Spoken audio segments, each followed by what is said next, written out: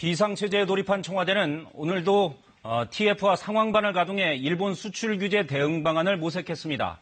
청와대로 가보겠습니다. 김지성 기자. 네, 앞서 당정청 회의 내용을 전해드렸는데 이것과는 별도로 청와대 내부에서도 논의가 이루어지고 있는 거죠? 네, 그렇습니다. 청와대 내부에 꾸려진 상황반과 TF 회의가 잇따라 열렸습니다. 당장 다음 주부터 각 부처에서 어떤 정책을 순차적으로 발표할지, 당정청은 어떤 역할을 어떻게 분담할지 총체적인 논의가 이루어진 것으로 알려졌습니다. 네, 우리 정부도 맞대응하겠다고 밝힌 바가 있습니다. 구체적으로 어떤 방안들이 나오는 겁니까?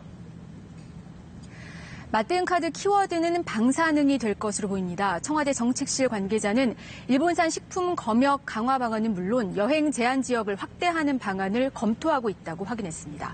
현재는 일본 후쿠시마 원전 주변 지역만 적색 경보가 발령돼 있는데 제한 지역을 더 확대하는 방안이 곧 발표될 것으로 보입니다.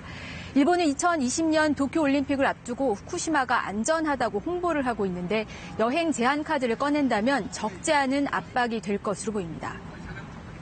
네, 청와대 참모진들의 SNS도 화제인데 어떤 말들이 나왔습니까? 네, 윤두환 국민소통수석이 일본 관료들이 습관적으로 거짓말을 하고 있다고 직격탄을 날린 데 이어서 최종건 평화기획비서관도 가세했습니다. 최 비서관은 2019년 여름은 2017년 가을 상황만큼 엄중하다. 또 북한이 연일 도발을 했을 때와 지금 상황이 비슷하다고 진단했습니다. 다시는 어두운 시대로 돌아가지 않겠다면서 각오를 다지면서 SNS 여론전을 이어갔습니다. 네, 문재인 대통령이 엊그제 사실상 대국민 담화를 발표했죠. 다시는 일본에 지지 않겠다라고 말했는데 내일 추가 메시지가 나옵니까?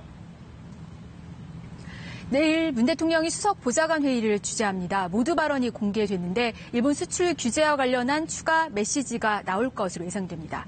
약 열흘 뒤에 광복절에 나올 문 대통령의 경축사도 관심입니다. 사실상 경제 전쟁에 돌입한 상황에서 우리의 광복절이자 일본 패전일인 이날 메시지가 한일 갈등의 중요 변곡점입니다. 청와대 관계자는 일본에 대한 비판에 무게를 싣기보다 양국 평화와 미래에 대한 구상을 담아서 우리의 정당성을 알리는 방향이 될 것이라고 전했습니다. 네, 알겠습니다. 청와대에서 김지선 기자였습니다.